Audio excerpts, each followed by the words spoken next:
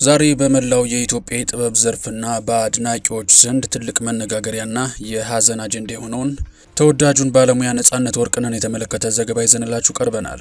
ለበርካታ ዓመታት በኢቢኤስ ቴሌቪዥን በሚተላለፈው የቤተሰብ ጨዋታ ፕሮግራም አቅራቢነቱ በበርካታ የሲኒማ ፊልሞች ተዋናይነቱና በፈጠራ የታጀቡ የማስታወቂያ ስራዎቹ የሚታወቀው አርቲስት ነጻነት ወርቅነህ አሊያም ነፂ ዛሬ ረፋድ ላይ ባጋጠመው ድንገተኛ ሕመም ምክንያት ከዚህ ዓለም በሞት መለየቱን የሙያ ባልደረባዎቹና ጣቢያው በይፋ አረጋግጠዋል። የአርቲስቱ ሕልፈት እጅግ አስደንጋጭ የሆነው ገና ከ2 ሳምንት በፊት በተለያዩ አዳዲስ የንግድ ስራዎችና የብራንድ አምባሳደርነት ስምምነቶች ላይ በንቃት ሲሳተፍ በመታየቱ ነው። ይህ ድንገተኛ ክስተት በኢትዮጵያ የጥበብ ቤተሰብ ውስጥ ብቻ ሳይሆን እሱን እንደ ቤተሰብ አባል የሚቆጥሩ አድናቂዎቹ ዘንድ ትልቅ ድንጋጤን ፈጥሯል። ነጻነት በኢትዮጵያ የቴሌቪዥን ፕሮግራም አቀራረብ ላይ የራሱን ልዩ ቀለም የገነባ በስነ ምግባሩና ለሰዎች ባለው አክብሮት በብዙዎች ዘንድ የሚወደስ ባለሙያ ነበር። በዛሬው ሰፊ ዘገባችን የአርቲስት ነጻነት ወርቅነህ ከጥበብ ህይወት ጅማሬ እስከ ዝና ማማ ላይ ደረሰበትን የሙያ ጉዞ፣ የማይዘነጉ የፊልም ስራዎቹንና የገጸ ባህሪ አሳሳሉን እንዲሁም የእሱን ሕልፈት ተከትሎ ከኢቢኤስ ማኔጅመንትና ከጥበብ ባልደረቦቹ የተሰጡ ምስክርነቶችን በዝርዝር እንዳስሳለን። በተጨማሪም በማህበራዊ ሚዲያ ላይ የተቀሰቀሰውን ከፍተኛ ሀዘንና ከድንገተኛ ሞቱ ጋር የተሰሙ ወቅታዊ መረጃዎችን እናቀርብላችኋለን። የአርቲስት ነጻነት ወርቅነህን ህይወት ማብቃት ይበልጥ አስደንጋጭና ለማመን የሚከብድ ያደረገው በቅርብ ቀናት ውስጥ በነበረው ከፍተኛ የስራ ተነሳሽነት፣ ደስታና ለወደፊት ህይወቱ በነበረው ብሩህ ተስፋ ምክንያት ነው።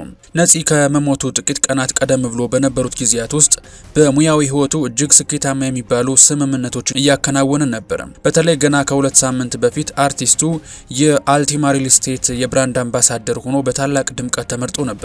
በወቅቱም አዲሱን ስራውን በንቃት መጀመሩን የሚያሳዩ ማስታወቂያዎችን ሲቀርጽ አዳዲስ የፈጠራ እቅዶቹ ለባልደረቦቹ ሲያጋራና ከድርጅቱ ጋር በመሆን በኢትዮጵያ የማስታወቂያ ኢንዱስትሪ ላይ አዲስ ለውጥ ለማምጣት እየሰራ እንደነበር ይታወሳል። በትላንትናው ዕለት እንኳን በታላቅ ደስታ በጥንካሬና በጤናማ ስሜት ሲንቀሳቀስ የነበረው ነፂ ዛሬ ባጋጠመው ድንገተኛ ህመም በዛው ላይ መለስ መለየቱን የሰው ልጅ ህይወት ምን ያህል ረቂቅ፣ የማይገመትና አላፊ መሆኗን ቁልጭ አድርጎ ያሳየ ክስተት ሆኗል። ይህ ድንገተኛ ስንብት የህይወት ቀጠሮ ምን ያክል አስተማማኝ እንዳልሆነች ለሁላችንም ትልቅ ትምህርት የሰጠ ቢሆንም በውስጡ የያዘው ሀዘን ግን እጅግ ጥልቅ ነው። ትላንት በሰላም የተለየን ሰው ዛሬ በአካል የለም ብሎ ለመቀበል ለቤተሰቦቹ፣ ለቅርብ ጓደኞቹና በሚሊዮን ለሚቆጠሩ አድናቂዎቹ እጅግ ከባድና አሰቃቂ ፈተና ሆኗል። አርቲስቱ በሙያው ገና ብዙ ይሰራል ተብሎ በሚጠበቅበት፣ ለልጆቹና ለቤተሰብ ደግሞ እንደ ትልቅ የቤት ምሰሶ ሆኖ በሚታይበት በዚህ ወርቃማ እድሜው በድንገት መለየቱ በኢትዮጵያ የጥበብ ዓለም ውስጥ የማይዳፈን ትልቅ ክፍተት ጥሎ አልፏል።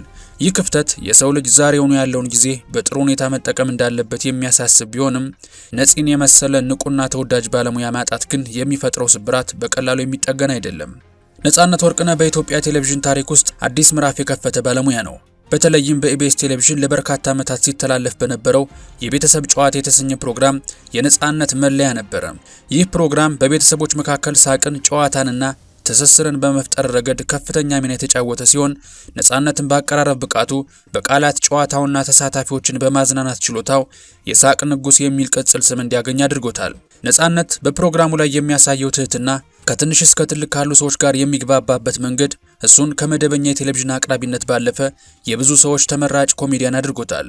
የቤተሰብ ጨዋታን ሳያይ የሚያሳልፍ ታዳሚ ያልነበረም ቢባል ማጋነን አይሆንም። ነጻነት ወርቅነህ በኢትዮጵያ ሲኒማ ታሪክ ውስጥ ተራ ተዋናይ ብቻ ሳይሆን ለተሰጡት ገጸ ባህሪያት በሙሉ ደምና ስጋ ሰጥቶ ህያው የማድረግ ልዩ ተፈጥሯዊ ተሰጥኦ የነበረው ባለሙያ ነበረ። በተለይ በኮሜዲና በድራማ ዘውጎች ውስጥ የነበረው ተሳትፎ የዘርፉን ደረጃ ወደ ላቀ ከፍታ ያሸጋገረ ነበረ። በሚስተር ኤክስ ፊልም ላይ ነጻነት ያሳየው ድፍረትና ብልሃት የታጀበበት ትወና አርቲስቱ ምን ያህል ጥልቅ የሆነ የባህሪ ለውጥ ማምጣት እንደሚችል ያስመሰከረበት ስራው ነበረ። በዚህ ፊልም ውስጥ የነበረው እንቅስቃሴ ተመልካችን ከመጀመሪያ እስከ መጨረሻ በአድናቆትና በጉጉት እንዲከታተል ያስገደደ ነበረ። በሌላ በኩል ፍቅሬን ሳልነግራት በተሰኘው ፊልም ላይ ነጻነት በወቅቱ የነበረውን የወጣቶች የፍቅር ህይወትና ማህበራዊ ዝግቦችን እጅግ በረቀቀና በተጨባጭ ሁኔታ ተጫውቶታል።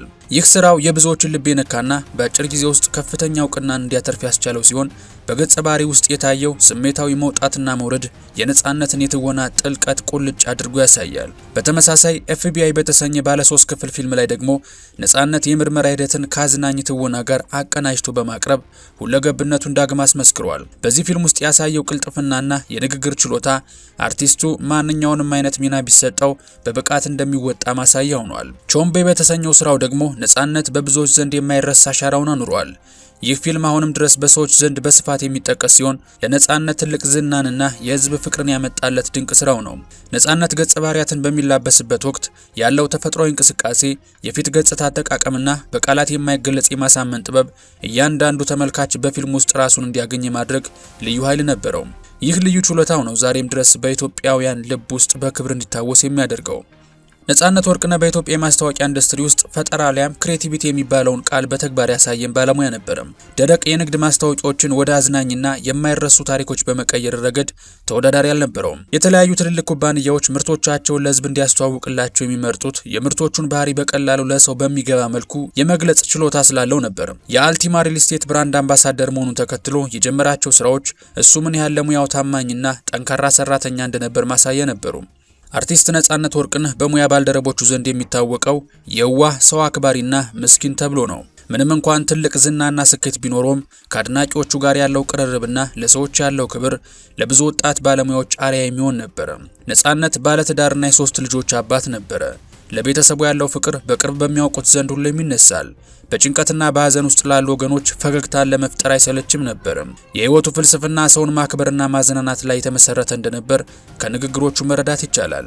ኢቢኤስ ቴሌቪዥን ባወጣው መግለጫ ለበርካታ ዓመታት በጣቢያችን ሲያገለግል የነበረውና የብዙዎችን ልብ የገዛው ነጻነት ወርቅነህ ከዚህ ዓለም መለየቱ በጥልቅ ሐዘን ውስጥ ጥሎናል ብሏል። የማኔጅመንት አባላትና ሰራተኞች ለቤተሰቦቹና ለአድናቂዎቹ መጽናናትን ተመኝተዋል። በማህበራዊ ሚዲያ ማለትም ፌስቡክ፣ ቲክቶክ እና ኢንስታግራም ላይም ብዛት ያላቸው አድናቂዎቹ የሐዘን መግለጫ እያስተላለፉ ይገኛሉ። ኢትዮጵያ የሳቅ ንጉሷን አጣች፣ ነጽኛ ምስኪን የሚሉ ቃላት የዛሬው የኢንተርኔት ገጾች ዋነኛ መገለጫ ሆነዋል። ፕሮግራማችን ከመቋጨታችን በፊት በአርቲስት ነጻነት ወርቅነህ ሕልፈት የተሰማንን ጥልቅ ሐዘን በድጋሚ እንገልጻለን። ነጻነት ማለት ለኢትዮጵያ የጥበብ ዓለም ጥበብን ከፈገግታ ጋር፣ ስራን ደግሞ ካልተገደበ ትህትና ጋር አስተሳስሮ የኖረ ድንቅ ባለሙያ ነበረ። እሱ በቆየባቸው ጥቂት የማይባሉ የሙያ ዓመታት ውስጥ ያበረከታቸው ስራዎች ሁልጊዜም በኢትዮጵያውያን ልብ ውስጥ በክብርና በናፍቆት ሕያው ሆነው ይኖራሉ። የዛሬው ስንብት ለኢትዮጵያ ሲኒማና ቴሌቪዥን ትልቅ ክፍተትን ትቶ አልፏል። ከእንግዲህ የቤተሰብ ጨዋታ ፕሮግራም ዳግም የነጻነትን ንቁና አዝናኝ ድምጽ አይሰማም። የሲኒማ አዳራሾችም የነፂን ፊልምና ለየት ያለ የትወና ብቃት አይጠብቁም።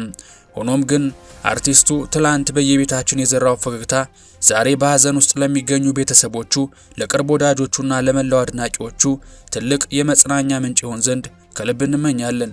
የነጻነት ሕይወት በድንገት ቢቀጠፍም ያሳየን ሰው አክባሪነትና የሙያ ታማኝነት ግን ለቀጣዩ ትውልድ ትልቅ አርአያ ሆኖ የሚቀጥል ነው። በስክሪን ላይ የምናየው ሳቅ ንጉስ ብቻ ሳይሆን ከስክሪን ጀርባም ለሰዎች የነበረው መልካም አመለካከት ዛሬ በሞቱ ጊዜ ምስክር ሆኖ ወጥቷል። በመጨረሻም ፈጣሪ የባለሙያውን የነጻነት ወርቅነህ ነፍስ በአጸደ ገነት እንዲያሳርፍልን እየለመንን ለባለቤቱ፣ ለ3 ልጆቹ፣ ለሙያ ባልደረቦቹና ለመላው የጥበብ አፍቃሪዎች ፈጣሪ ጽናቱንና መጽናናቱን እንዲሰጥልን ምኞታችን ነው። ነፍስ ይማር ነፂ።